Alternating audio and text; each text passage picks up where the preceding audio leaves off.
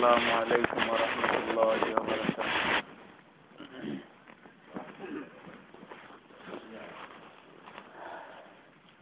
الحمد لله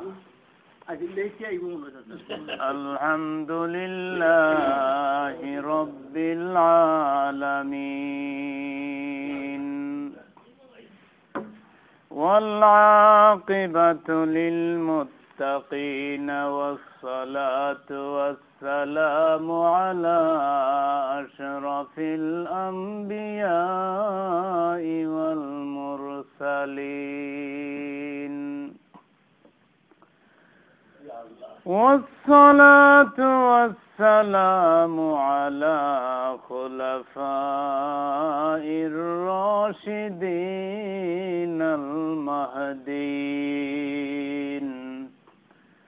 وعلى آله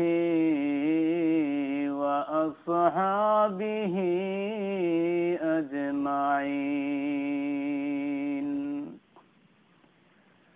أما بعد فقد قال الله تعالى في كلامه المجيد وفي فرقانه الحميد. أعوذ بالله من الشيطان الرجيم. بسم الله الرحمن الرحيم. وقل رب أدخلني مدخل صدق وأخرجني مخرج صدق واجعل لي من لدنك سلطانا نصيرا. قال النبي صلى الله عليه وسلم بلغوا عني ولو آية أو كما قال النبي صلى الله عليه وسلم. قال الله تعالى في شأن حبيبه ومحبوبه مخبرا وآمرا إن الله وملائكته يصلون على النبي يا أيها الذين آمنوا صلوا عليه وسلموا تسليما. اللهم صل على سيدنا مولانا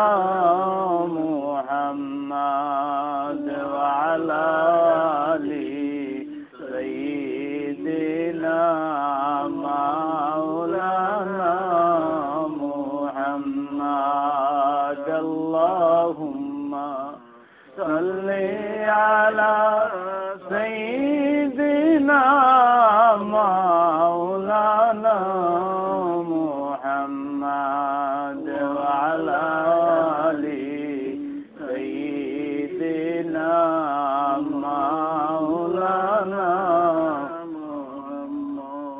নবীর মায়া ছেড়ে মানুষ কোথায় আছো বুঝি না। নবীর মায়া ছেড়ে মানুষ কোথায় আছো বুঝি না। তোমার মায়ায় কান্দেন নবীজি শুয়ে সোনার মদিনা। আল্লাহুম্মা সাল্লি আলা সাইয়্যিদিনা মাওলানা মুহাম্মদ ওয়া আলা আলিহি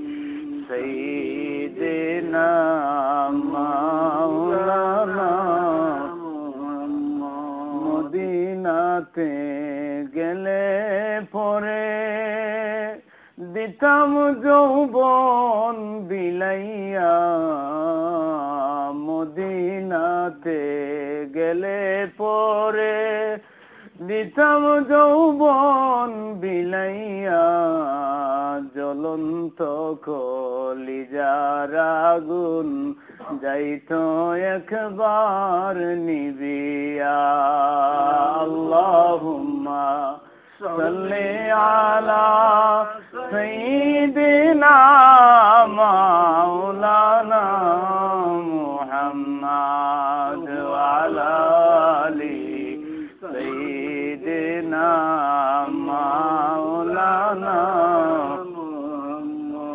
লা ইলাহা ইল্লাল্লাহ লা ইলাহা ইল্লাল্লাহ লা ইলাহা ইল্লাল্লাহ লা ইলাহা ইল্লাল্লাহ লা ইলাহা ইল্লাল্লাহ লা ইলাহা ইল্লাল্লাহ লা ইলাহা ইল্লাল্লাহ লা ইলাহা ইল্লাল্লাহ লা মাবুদা ইল্লাল্লাহ লা মাহবুবা ইল্লাল্লাহ লা মাবুদা ইল্লাল্লাহ লা মাহবুবা ইল্লাল্লাহ লা মাবুদা ইল্লাল্লাহ লা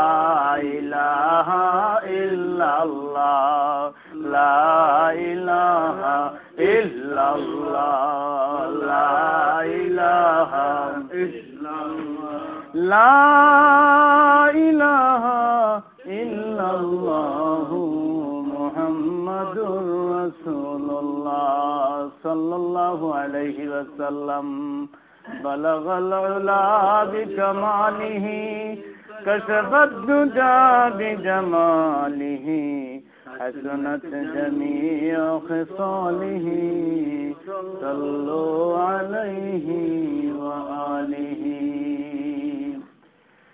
عشق محبوب خدا जिस दिल में हासिल नहीं लाखों मोमिन हाँ मगर ईमान में कामिल नहीं बलगल उला बिकमालिही कशफत दुजा बिजमालिही हसनत जमीअ खिसालिही सल्लु अलैहि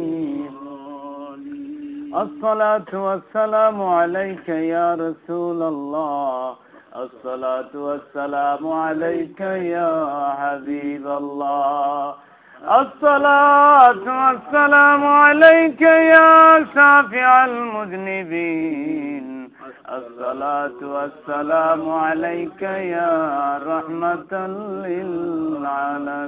للعالمين الآخر উপস্থিত সাপ্তাহিক ঈদের দিনে পবিত্র জুমাবারে আল্লাহর ঘর মসজিদে উপস্থিত শ্রদ্ধাভাজন মুসল্লিয়ানে কেরাম, রেডিওর সামনে বসে আছেন আমার সম্মানিত মা এবং বোনেরা, প্রিয় যুবক ভাইয়েরা, আমরা আল্লাহ পাকের দরবারে শুকরিয়া জানাই যে আল্লাহ তাবারাকা ওয়া তাআলা দয়া করে মহব্বত করে এই পবিত্র দিনে তার ঘরে আসার মতো তৌফিকটুকু সবাইকে দান করেছেন। এজন্য সবাই উচ্চ আওয়াজে বলি আলহামদুলিল্লাহ। আলহামদুলিল্লাহ। আল্লাহ রাব্বুল আলামিনের দয়া মেহেরবানি, তিনি আমাদেরকে দয়া করেছেন, সেজন্য আমরা তার ঘর মসজিদে আসতে সক্ষম হয়েছি। যদি আল্লাহ পাক আমাদেরকে তৌফিক না দিতেন আমরা কি মসজিদে আসতে পারতাম? আমাদের মতো অনেক ভাইয়েরা লডুইকে আছেন, মসজিদের ধারে বাসা, মসজিদের কাছেই ঘর, কিন্তু মসজিদে আসা সম্ভব হয় না, কারণ আল্লাহ পাকের মেহেরবানি দয়া তার উপরে নেই। জুড়ে বলুন কথা ঠিক কিনা? আল্লাহ পাকের দয়া লাগবে, নিজের চেষ্টা লাগবে, নিজের আগ্রহ লাগবে। সেজন্য আল্লাহ পাক আমাদেরকে দয়া করেছেন, এতে আমরা খুশি না বেজার? আল্লাহ রাব্বুল আলামিন আমাদেরকে খুশি করেছেন, আল্লাহকেও আমাদেরকে খুশি করা দরকার। সেজন্য আমরা আরেকটি বার বলি আলহামদুলিল্লাহ। আল্লাহ রাব্বুল আলামিন এই ভালো কাজের মাধ্যমে আমাদের ইজ্জত সম্মান বাড়িয়ে দেন। জোরে বলুন কথা ঠিক কিনা? আল্লাহ পাক তিনি এমন রব, এমন প্রভু, তিনি যাকে ইচ্ছা ইজ্জত বাড়িয়ে দেন আর যাকে ইচ্ছা তাকে বেইজ্জত করেন। জোরে বলুন কথা ঠিক কিনা? ইন্নাল ইজ্জাতা লিল্লাহি জামিআ, সমস্ত ইজ্জত সম্মান দেওয়ার একমাত্র মালিক হচ্ছেন আল্লাহ রাব্বুল আলামিন। জোরে বলুন কথা ঠিক কিনা? ওয়া তুইজ্জু মান তাশাউ ওয়া তুযিল্লু মান তাশা। নবীজি আল্লাহর কাছে দোয়া করতেন, আল্লাহ তুমি যাকে ইচ্ছা করো সম্মান দাও, যাকে ইচ্ছা করো অপমানিত করো। জোরে বলুন কথা ঠিক কিনা? তো আল্লাহ রাব্বুল আলামিন দয়া করে আমাদেরকে ইসলাম নামক একটা ধর্ম দিয়েছেন। আমাদের ধর্মের নাম কি? আমাদের রিলিজিয়ন হচ্ছে ইসলাম। ইসলাম মানে হচ্ছে শান্তি, ইসলাম মানে হচ্ছে স্যাক্রিফাইস তো আল্লাহ, আল্লাহর কাছে নিজেকে স্যাক্রিফাইস করা, আত্মসমর্পণ করে দেওয়া। ইসলাম অর্থ শান্তি, কিন্তু ইসলাম ধর্মের অনুসারী মুসলমানদের আজ শান্তি হচ্ছে না। কেন? তার একটাই কারণ, ইসলাম যেভাবে চলতে বলছে সেভাবে আমরা চলতে পারতেছি না। জোরে বলুন কথা ঠিক। ইসলাম ধর্মের অনুসারী দ্বারা তাদেরকে আল্লাহ পাক কোরআন দিয়েছেন, এই কোরআন যেভাবে চলতে বলেছে আমরা সেভাবে চলি নাই। কোরআনের হুকুম আহকাম, ইসলাম ধর্মের রীতি নীতি অনুযায়ী যদি আমরা চলতে পারি তাহলে আমাদের জীবন অবশ্যই শান্তিময় হবে ইনশাআল্লাহ। সবাই বলুন ইনশাআল্লাহ। তো আল্লাহ রাব্বুল আলামিন ইসলাম নামক একটা ধর্ম দিয়েছেন, আর আল্লাহর কাছে এই একটি মাত্র ধর্ম ইসলামটাই গ্রহণযোগ্য ধর্ম। কোরআন মাজিদে আল্লাহ বলেন, ইন্নাদ-দীনা ইনদাল্লাহিল ইসলাম।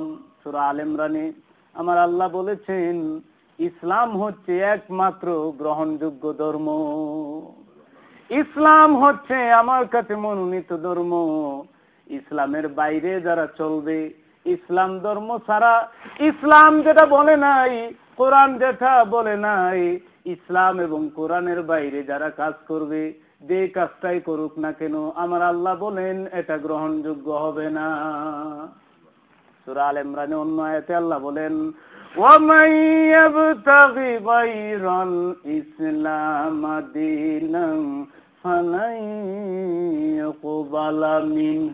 ইসলাম ধর্মের বাইরে কেউ যদি কোনো কিছু করে, আমার আল্লাহ বলেন it will never be accepted, এটা কখনো গ্রহণযোগ্য হবে না।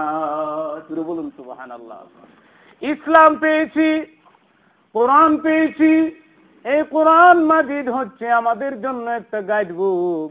এটা আমাদেরকে ভালো রাস্তা দেখায় দেয়। কোরআন কোন রাস্তা দেখায়? ভালো রাস্তা। কোরআন ভালো রাস্তা দেখায় দেয়, কোরআন আমাদেরকে সঠিক রাস্তা বলে দেয়। এই কোরআন কোন মানুষের কিতাব নয়, এই কোরআনের ওয়ার্ড গুলি হচ্ছে, এই কোরআনের শব্দগুলি হচ্ছে স্বয়ং আল্লাহ পাকের জবানের কথা। আল্লাহ পাকের নিজের জবান দিয়ে যা বলেছেন কোরআনের মধ্যে তাই লেখা হয়েছে, না কোনো মানুষের কথা?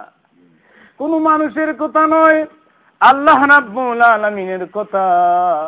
এই কোরআনে এমন কি আমার নবীজির কোনো বানানো কোনো কথা নয়। জোরে বলুন সুবহানাল্লাহ।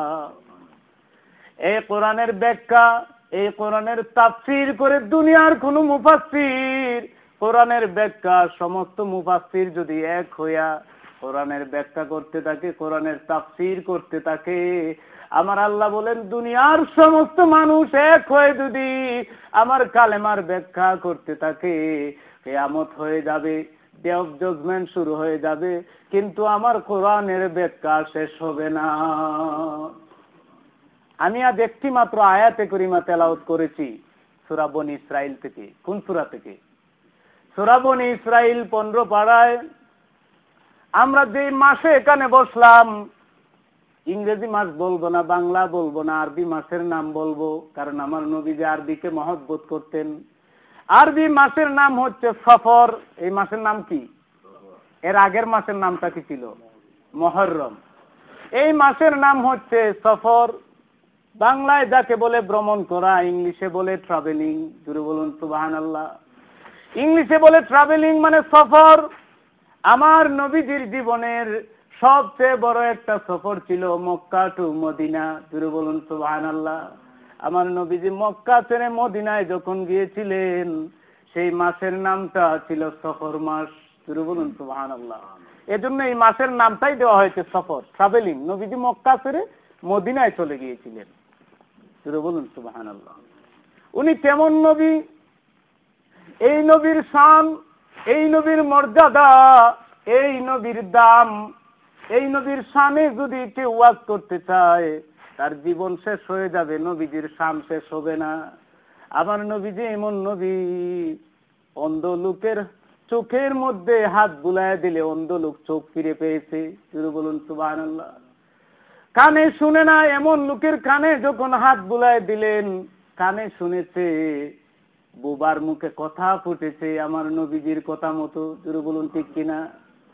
আমার নবীজির কাছে এক মহিলা আসলেন, তার এক ছেলেকে নিয়ে আসলেন। ছেলে জন্মের পর থেকে কোনোদিন কথা বলতে পারে নাই, বুবা লোক। কেমন লোক? বুবা, সে কথা বলতে পারে না। আমার নবীজির কাছে আসলো, মহিলা চোখের পানি ছেড়ে দে, ডাক দিয়ে বলে, ইয়া রাসূলুল্লাহ, এটা আমার ছেলে, কিন্তু কথা বলতে পারে না, বুবা লোক। জুড়ে বলুন সুবহানাল্লাহ। কথা বলতে পারে না, বুবা, আমার ছেলের জবান থেকে কথা শুনতে চায়। আমার নবীজি শুধু একটা কথা ওই ছেলেকে বললেন, ডাক দিয়ে বলেন, ও ছেলে বলো আমি কে, tell me who I am, বলো আমি কে। ওই ছেলের সাথে সাথে বলে, আশহাদু আল্লাহ ইলাহা ইল্লাল্লাহু ওয়া আন্নাকা রাসূলুল্লাহ। সাথে সাথে বুবার মুখ থেকে কথা বেরিয়ে আসে, সে সাক্ষী দেয় আল্লাহ ছাড়া কোনো মাবুদ নাই, আর আপনি হচ্ছেন আল্লাহর রাসূল। জুরে বলুন সুবহানাল্লাহ।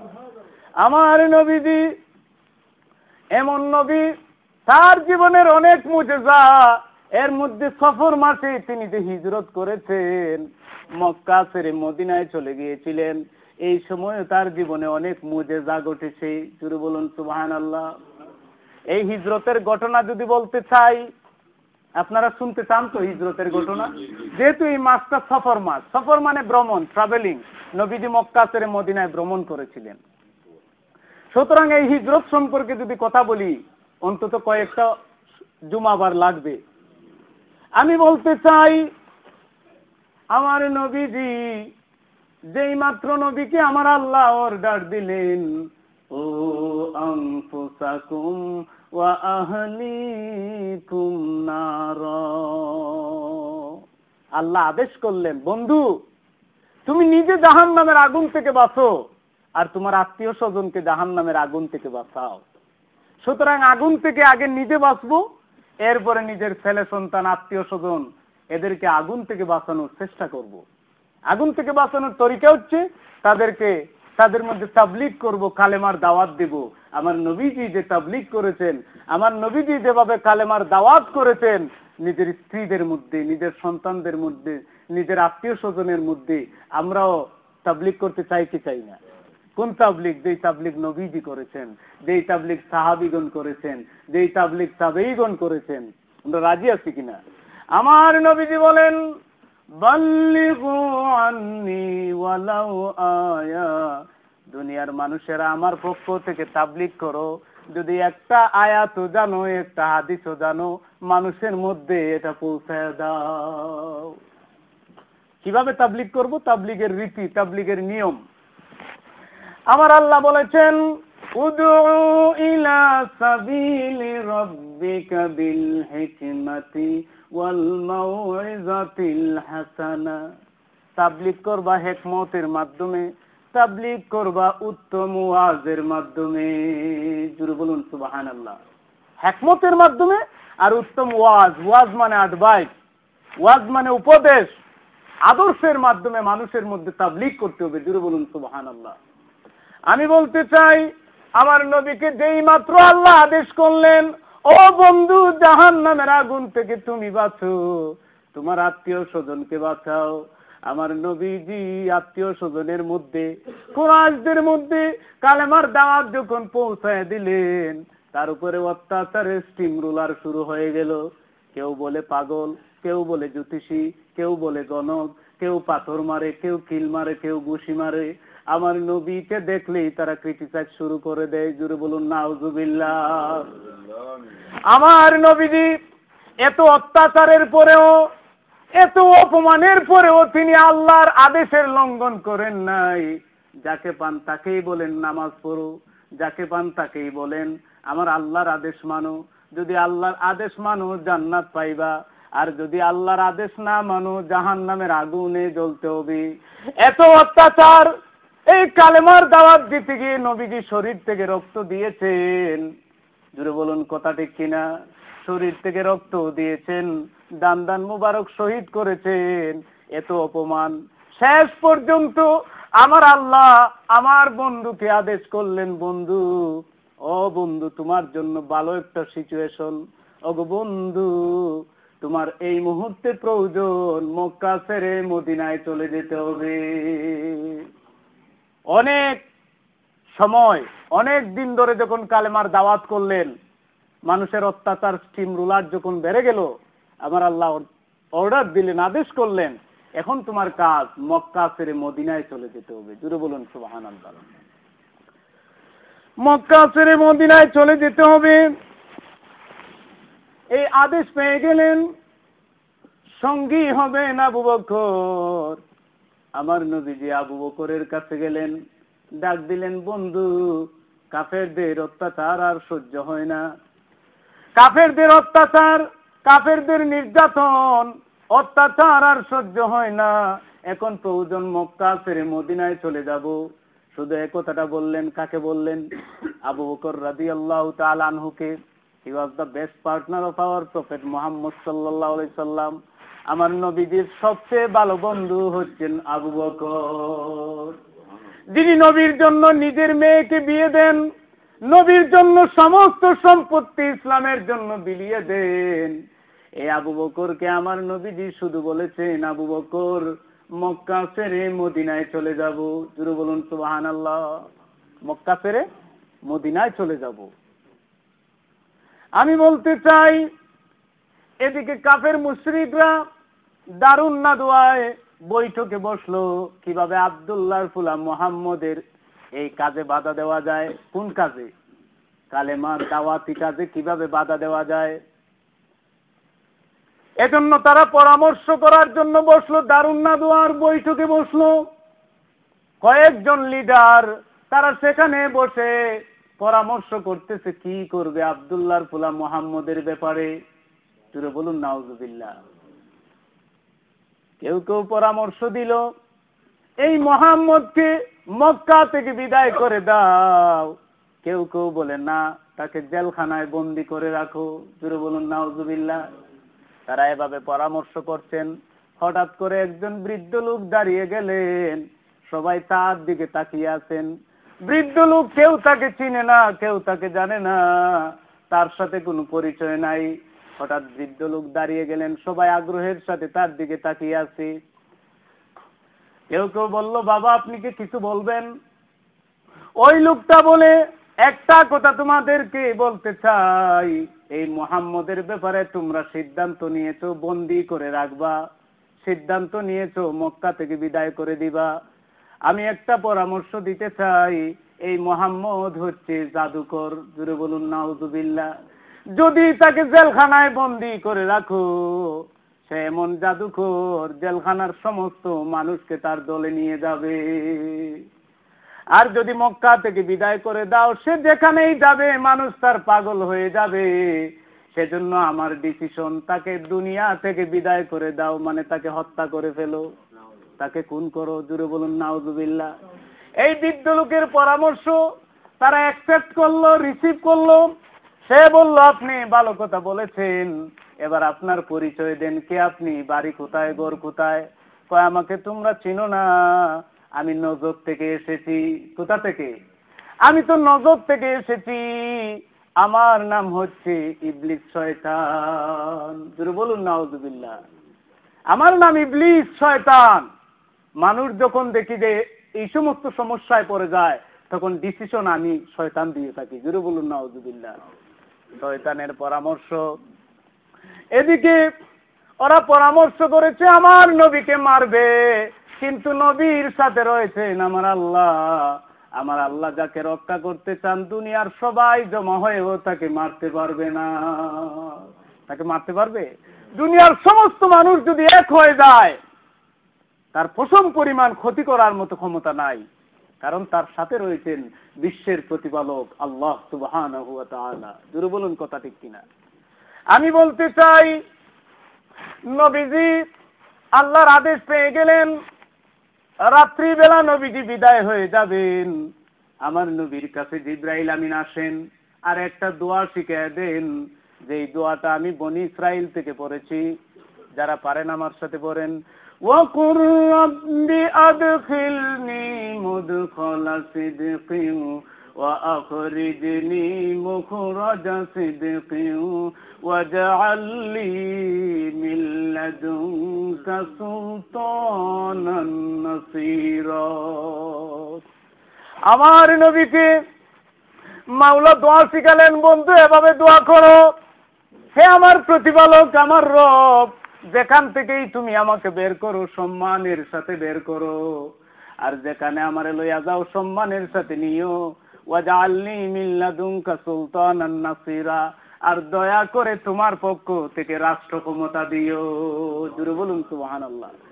নবীজি সব সময় দোয়া করতেন, আল্লাহ যেখানেই রাখবা সম্মানের সাথে রাখিও, যেখান থেকে বের করবা সম্মানের সাথে বের করে আমাকে নিও, আর যেখানে নিবা সম্মানের সাথে রাখিও। জোরে বলুন সুবহানাল্লাহ। আর দয়া করে তোমার পক্ষ থেকে রাষ্ট্র শক্তি দিও। আমার নবীজি দোয়া করতেন, দুনিয়ার সমস্ত মানুষ দোয়া করেছে, সমস্ত নবীগণ, সমস্ত সাহাবীগণ, তাবেঈগণ মাওলার দরবারে হাত বাড়ায়া দোয়া করেছে। আমরা কি আল্লাহর কাছে দোয়া করতে চাই কি চাই না? আমাদের সমাজে অনেক আছে দোয়া করে না, ভালো কথা, কিন্তু এরপরেও সমালোচনা করে বলে নামাজের পরে দোয়া করা বেদাত। জোরে বলুন কথা ঠিক কিনা?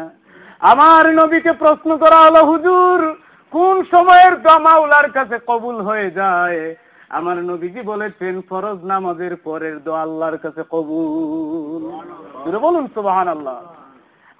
আবু দাউদ শরীফে আমার নবীজি বলেন, যখন তোমরা মাওলার কাছে কিছু চাইবা হাত বাড়াইয়া চাইবা। জোরে বলুন সুবহানাল্লাহ।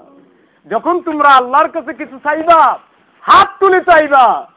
আমাদের সমাজে অনেক আছে দোয়া করার সময় হাত পকেটের ভিতরে ঢুকায় দেয়। জোরে বলুন কথা ঠিক কিনা? দোয়া করব মাওলার কাছে বিনীত ভাবে, আল্লাহর কাছে হাত বাড়িয়ে দোয়া করব। দোয়ার সময় হাত বাড়িয়ে দোয়া করব না হাত নামায় দোয়া করব? হাত বাড়িয়ে দোয়া করব। কবি কত সুন্দর বলেছেন, তুলি দুই হাত করি মুনাজাত, হে রহিম রহমান, কত সুন্দর করিয়া দরুনি মুদের করেছ দান। সুবহানাল্লাহ, কত সুন্দর বলেছেন। তুলি দুই হাত করি মুনাজাত, হে রহিম রহমান, কত সুন্দর করিয়া দরুনি মুদের করেছ দান। গাছে ফুল ফল নদী ভরা জল, পাখির কণ্ঠে গান, সকলে তোমার দান, হে রহিম রহমান। বলুন হে রহিম রহমান। আমি বলতে চাই, আমার নবীজি দোয়া করতেন, আমার নবীজি হাত বাড়ে মাওলার দরবারে দোয়া করতেন। হাদিস প্রমাণ করে সাহাবীগণ বলেন, নবীজি যখন হাত বাড়ায় দোয়া করতেন তার বগলের পশম পর্যন্ত আমরা দেখেছি। এমন ভাবে হাত বাড়ায় দোয়া করতেন, নবীজির বগলের শুভ্রতা, সাদা অংশটা আমরা দেখেছি। জোরে বলুন সুবহানাল্লাহ। সুতরাং মাওলার কাছে কি হাত বাড়ায় দোয়া করব না হাত নামায় দোয়া করব? হাত বাড়িয়ে দোয়া করতে হবে, মাওলার কাছে বিনীত হতে হবে। আমার নবীজি হিজরতের সময় দোয়া করলেন হাত বাড়ায়া, বললেন, মাবুদ যেখান থেকে আমাকে বের করবা সম্মানের সাথে বের করিও, যেখানেই নিবা সম্মানের সাথে নিও, আর দয়া করে তুমি আমাকে একটা রাষ্ট্র শক্তি দিও। আমার নবীজি রাত্রিবেলা যখন দারুন নাদওয়ায় বৈঠক হলো, কুরাইশরা কাফের মুশরিকরা আমার নবীকে হত্যা করবে। ওই যদি শয়তানের কথা মতো, ইবলিস শয়তানের কথা মতো তারা সিদ্ধান্ত নিল নবীকে হত্যা করবে। বড় বড় লিডার, কিতাব প্রমাণ করে 18 জন, এই সমস্ত লিডাররা আমার নবীজির ঘরের চতুর্দিকে তরবারি নিয়ে দাঁড়াইয়া আছে। কি নিয়া? তরবারি নিয়ে দাঁড়াইয়া আছে, নবীকে হত্যা করবে, নবীর গলা কাটবে। আমার নবীজি ওই রাতে আলী রাদিয়াল্লাহু তাআলা আনহুকে ডাক দিলেন, আলী, আজকে এমন রাত যে রাতে আমি মক্কা ছাড়বো। জোরে বলুন সুবহানাল্লাহ। মক্কা ছেড়ে মদিনায় যাব। আলী, তোমাকে শুধু একটা কথা বলতে চাই, দয়া করে তুমি আমার চাদরের নিচে ঘুমায়া যাও, আমার চাদরের নিচে ঘুমিয়ে যাও, আমি মক্কা ছেড়ে মদিনায় যাব। আলী রাদিয়াল্লাহু তাআলা আনহু বলেন, ইয়া রাসূলুল্লাহ, আমার ইচ্ছা ছিল আমিও আপনার সাথে যাব। আমার নবীজি বলেন, আলী, তোমাকে এখানে রাখার পিছনে কারণ হচ্ছে আমি মক্কা ছেড়ে মদিনায় চলে যাব, কিন্তু ওই কুরাইশেরা যারা আজ আমাকে মারতে চায় তারা আমাকে জানে আলামিন, আমার কাছে সোনার উপা আমানত রেখেছে, আমার কাছে টাকা পয়সা আমানত রেখেছে, ওইগুলি তোমার হাতে দিয়ে যেতে চাই। যদি ওইগুলি নিয়ে যাই তাহলে আমাকে তারা বলবে আমানতের খেয়ানতকারী, আমাকে চোর বলবে, আমাকে বিভিন্ন ভাবে গালি দিবে। সেই জন্য এগুলি তোমার কাছে জমা রেখে যেতে চাই। আলী রাদিয়াল্লাহু তাআলা আনহু বলেন, ইয়া রাসূলুল্লাহ, আমিও কথা দিলাম আমি আপনার চাদরের নিচে ঘুমায়া থাকবো, একটা উদ্দেশ্য নিয়ে ঘুমিয়ে যাব। কাফের মুশরিকরা আপনাকে হত্যা করার জন্য আসবে, তারা চাদরের নিচে মনে করবে আপনি ঘুমিয়ে আছেন, একথা মনে করে তারা আমাকে জবাই করবে, আমাকে খুন করবে। কাল কিয়ামতের ময়দানে মাওলার দরবারে হাজির হয়ে বলবো, গো আল্লাহ, ও পরওয়ারদিগারে আলম, আমি তোমার জন্য কিছুই করতে পারি নাই, তবে একটা কাজ করেছি, হিজরতের রাতে তোমার বন্ধু নবীজির চাদর নিচে ঘুমায়া জীবন দিয়ে আসছি, জীবন নিশ্চিত যাবে একথা মনে করে চাদরের নিচে ঘুমিয়ে আছেন আলী রাদিয়াল্লাহু তাআলা আনহু। জোরে বলুন সুবহানাল্লাহ। এখন নবীজি ঘরের মধ্যে ওই রাত্রি বেলায় তিনি বেরিয়ে যাবেন, নবীজি শুধু তেলাওয়াত করেন সূরা ইয়াসিন। জোরে বলুন সুবহানাল্লাহ। সূরা ইয়াসিন তেলাওয়াত করতেছেন, তিনি দেখলেন চতুর্দিকে কাফেররা দাঁড়িয়ে আছে, কিন্তু তিনি ভয় করলেন না, কারণ তিনি জানেন আমার সাথে রয়েছেন আমার আল্লাহ। জোরে বলুন সুবহানাল্লাহ। আমার সাথে কে রয়েছেন? আল্লাহ। নবীজি দাঁড়িয়ে আছেন আর সূরা ইয়াসিনের আয়াতগুলি তেলাওয়াত করতেছেন। আয়াতগুলি তেলাওয়াত করে কিছু মাটির মধ্যে এই আয়াতগুলি পরে যখন ফুঁক দিলেন, মাটিগুলি চতুর্দিকে ত্র করলেন, নিক্ষেপ করলেন। আমার আল্লাহ ওই মাটিগুলির প্রত্যেকটা বালিকণা কাফেরদের চোখের মধ্যে ঢুকাইয়া দিলেন। জোরে বলুন সুবহানাল্লাহ। প্রত্যেকটা কাফেরের চোখের মধ্যে এই বালিকণা ঢুকে গেল। কাফেররা অন্ধ হয়ে গেল, দেখে নাই, এমন ভাবে অন্ধ, চোখ খোলা কিন্তু দেখতে পারে নাই। জোরে বলুন সুবহানাল্লাহ। চোখ খোলা কিন্তু দেখে নাই। আমার নবীজি তাদের পাশ দিয়া চলে গেলেন, নবীকে তারা হত্যা করতে আসছিল। আমার আল্লাহ বলেন, ওয়া মাকারু ওয়া মাকারাল্লাহ ওয়াল্লাহু খায়রুল মাকিরিন। তারা চক্রান্ত করে, তারা কৌশল করে, কিন্তু তাদের জেনে রাখা দরকার আমি আল্লাহ কৌশল অবলম্বন করি। জোরে বলুন সুবহানাল্লাহ। ওয়াল্লাহু খায়রুল মাকিরিন। কৌশল অবলম্বনের ক্ষেত্রে আমি আল্লাহ পারদর্শী, সবচেয়ে বড়। জোরে বলুন সুবহানাল্লাহ। কাফেররা হত্যা করতে আসছে, আমার নবীজি তাদের অন্ধ করে দিলেন, আমার আল্লাহ তাদেরকে অন্ধ করে দিলেন আর বুঝায় দিলেন, আমার বন্ধুকে মারবে তো দূরের কথা, দুচুক দিয়ে দেখতেও পারবে না কখন নবীজি তোমাদের পাশ দিয়ে চলে যাবে। জোরে বলুন সুবহানাল্লাহ। নবীজি পাশ দিয়ে চলে গেলেন। এই ঘটনাকে কেন্দ্র করে আমার আল্লাহ বলেন, وَجَعَلْنَا مِنْ بَيْنِ أَيْدِيهِمْ سَدًّا وَمِنْ خَلْفِهِمْ سَدًّا فَأَغْشَيْنَاهُمْ فَهُمْ لَا يُبْصِرُونَ। সূরা ইয়াসিনে আছে, আমার আল্লাহ বলেন তাদের সামনে আমি আবরণ পালায় দিলাম, তাদের পিছনে আমি আবরণ ফেলে দিলাম। সাদ্দান মানে দেওয়াল, দেওয়ালের মতো অবস্থা হয়ে গেল, সামনে পিছে চোখের মধ্যে পর্দা ডেকে দিলাম, ফাহুম লা ইউবসিরুন, যার কারণে তারা কিছুই দেখতে পারে নাই। বলুন সুবহানাল্লাহ। আমার নবীজি তাদের পাশ দিয়া চলে গেলেন। তারা যখন ঘরের মধ্যে ঢুকলো, চাদরের নিচে দেখলো একজন মানুষ। তারা বলে শিকার ধরা পড়ছে। আসলে কি শিকার ধরা পড়ছে? শিকার ধরা পড়েছে। চাদরটা যখন সরায় দিল, দেখলো সেখানে ঘুমিয়ে আছেন আলী রাদিয়াল্লাহু তাআলা আনহু। ডাক দিয়ে বলে, আলী বলো মুহাম্মদ কোথায়, তোমাদের নবী কোথায়? আলী রাদিয়াল্লাহু তাআলা আনহু ডাক দিয়ে বলেন, আমাদের নবী কোথায়, আমি তো ঘুমিয়েছিলাম আর তোমরা ছিলে পাহারাদার। সুতরাং যিনি ঘুমায় তিনি তো খবর জানার কথা নয়, যারা পাহারাদার তারা জানার কথা। জুড়ে বলুন সুবহানাল্লাহ। আমি কিভাবে জানবো, আমি তো ঘুমিয়েছিলাম, তোমরা তো ছিলে পাহারাদার, জানার কথা তো তোমাদের। আমার নবীজি এভাবে তাদেরকে ফাঁকি দিয়ে চলে গেলেন। মাটি নিক্ষেপ করলেন, মাটি নিক্ষেপ করার কারণে তারা অন্ধ হয়ে গেল। আমার আল্লাহ বলেন, বন্ধু ওমা রামাইতা ইজ রামাইতা ওয়ালাকিন্নাল্লাহ রামা, ওই যে মাটি নিক্ষেপ করেছিলা, এটা তো মূলত তুমি নিক্ষেপ করো নাই, তুমি ত্র করো নাই, আমি আল্লাহ নিক্ষেপ করেছিলাম। সুবহানাল্লাহ। কোরআনের আয়াতগুলি কত সুন্দর, এগুলি পড়তে হবে, বুঝতে হবে, অর্থ জানতে হবে, তাহলে ভালো লাগবে। আমরা কোরআন পড়তে রাজি আছি কিনা? আমি বলতে চাই, এই হিজরতের স্টোরি এজন্য নিলাম যেহেতু এটা সফর মাস, সফর মানে ভ্রমণ, সফর মানে ট্রাভেলিং। আমার নবীজি হিজরত করেছিলেন এই সফর মাসে। শুরু বলুন সুবহানাল্লাহ। নবীজি গেলেন আবু বকরের বাড়িতে, ডাক দিলেন আবু বকর। আবু বকর রাদিয়াল্লাহু আনহু জবাব দিলেন, লাব্বাইকা ইয়া রাসূলুল্লাহ। গভীর রজনীতে, অন্ধকার রাত, আবু বকর সাথে সাথে জবাব দিলেন, হুজুর আমি হাজির। আমার নবীজি বলেন, আবু বকর এত গভীর রজনীতে ডাক দিলাম, তুমি জবাব দিয়ে দিলা, স্লো কণ্ঠে স্লো ভয়েসে ডাক দিলাম, তুমি কি ঘুমাও নাই? আবু বকর বলে, ইয়া রাসূলুল্লাহ, আজ থেকে 6 মাস আগে আপনি বলেছিলেন মক্কা ছেড়ে মদিনায় যাবেন, কিন্তু কোন দিন যাবেন সেটা বলেন নাই।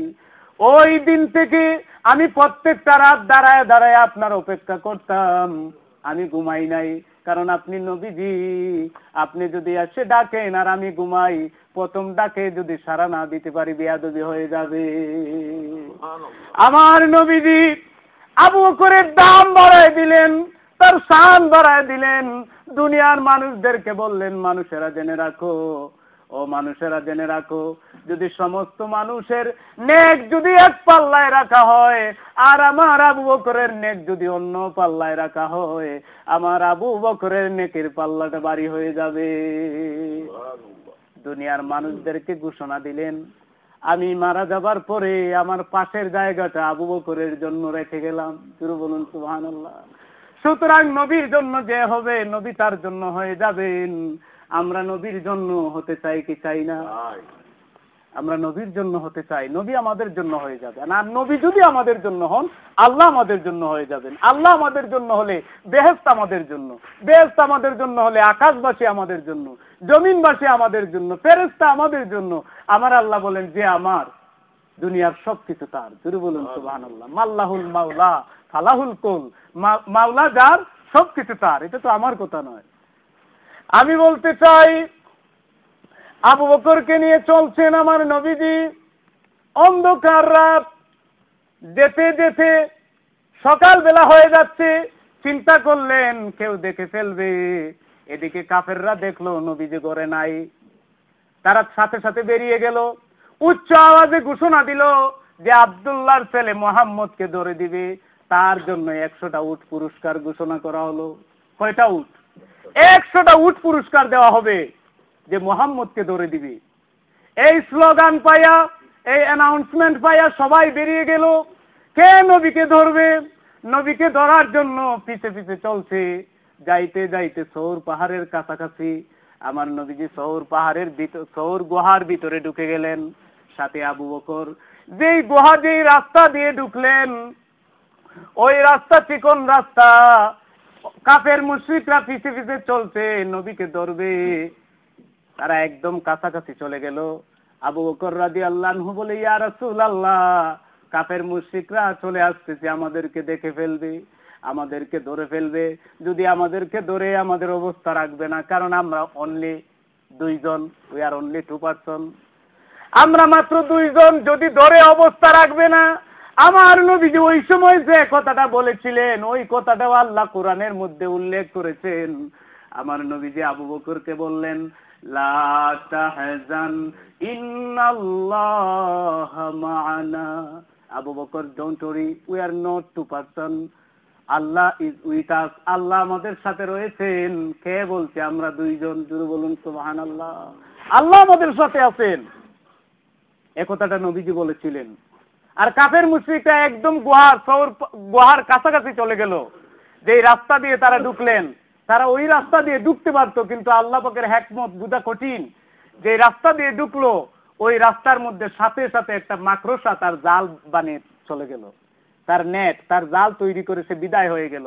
একটু পরে একটা কবুতর এসে জালের মধ্যে মাটি ছিটিয়ে চলে গেল। জোরে বলুন সুবহানাল্লাহ। কাফের মুশরিকরা কাছাকাছি চলে আসলো। একজন বলে, মনে হয় এত তাড়াতাড়ি তারা কই গেল, মনে হয় ওই গুহার ভিতরে ঢুকছে। কয় কোন রাস্তা দিয়ে? ওই রাস্তা দিয়ে। কয় না, এই রাস্তা দিয়ে ঢুকতে পারে না, কারণ ঢুকলে মাকড়সার জাল থাকার কথা না, ওই জালটা ভেঙে চুরমার হয়ে যেত। কেউ বলে মনে হয় তারা ঢুকার পরে জাল বানাইছে। আরেকজন বলে যদি ঢুকার পরে জাল বানাইতো, জালটা পুরাতন নতুন থাকতো। কি থাকতো? নতুন, এটা তো পুরাতন, মাটি ছিটানো। জোরে বলুন সুবহানাল্লাহ। আমার আল্লাহ বলেন, ওয়া মাকারু ওয়া মাকার আল্লাহ। তারা কৌশল অবলম্বন করে, আমি আল্লাহও কৌশল অবলম্বন করি। আমার নবীকে তারা মারতে চায়, কিন্তু আল্লাহ যাকে রাখতে চান কেউ তাকে মারতে পারবে না। এই বিশ্বাস আমাদের অন্তরে রাখতে হবে। নবীজি এই সৌর গুহায় আবু বকরকে নিয়ে 3 দিন অতিবাহিত করলেন এই সৌর গুহার মধ্যে। এরপরে আবু বকরকে নিয়ে মদিনার রাস্তায় রওনা হলেন। হিজরতের ঘটনা অনেক লম্বা, সংক্ষেপে শুধু বলতে চাই, আমার নবীজি আবু বকরকে নিয়ে মদিনায় চলে যাচ্ছেন। ওদিকে মদিনায় সংবাদ পৌঁছে গেল নবীজি যাচ্ছেন। মদিনার লোকেরা আমার নবীকে ওয়েলকাম জানাবার জন্য আগ্রহে ভরে অপেক্ষা করতেছে। মদিনার ছেলেরা, মদিনার মেয়েরা, মদিনার নারী পুরুষেরা নবীকে দেখবে। এত সুন্দর নবী, সব সময় শুনে আসছে পূর্ণিমার চাঁদের চেয়েও সুন্দর। আমার নবীজি পূর্ণিমার চাঁদের চেয়েও সুন্দর। আকাশের নিচে জমিনের উপরে নবীজির মতো সুন্দর আর কোন মানুষ কি আছে? নাই। নবীকে দেখবে এত সুন্দর মানুষ, তাকে দেখার জন্য সবাই আগ্রহে ভরে ওয়েটিং করতেছে। কে কার আগে নবীকে দেখবে, নবীর জন্য অপেক্ষা। মদিনার ছেলে মেয়েরা আগ্রহ করে অপেক্ষা করতেছে। হঠাৎ করে দেখলো উঠে চড়ে 2 জন মানুষ আসতেছেন। জোরে বলুন সুবহানাল্লাহ। নবীজি তাদের কাছে গেলেন, যাওয়ার সাথে সাথে তারা ওয়েলকাম জানায়। তলাল বদরু আলাইনা, কত সুন্দর বাণী। তারা কি বলে? তলাল বদরু আলাইনা মিন সাহানি ইয়াতিল বেদাই। আমাদের সামনে যেন পূর্ণিমার চাঁদ উদয় হয়ে গেছে। মদিনার ছেলেরা নবী চিনল, মদিনার মেয়েরা নবী চিনল। এজন্য মদিনার দাম বেড়ে গেছে। মদিনার দাম বাড়ছে না কমছে? মদিনার দাম বেড়ে গেছে।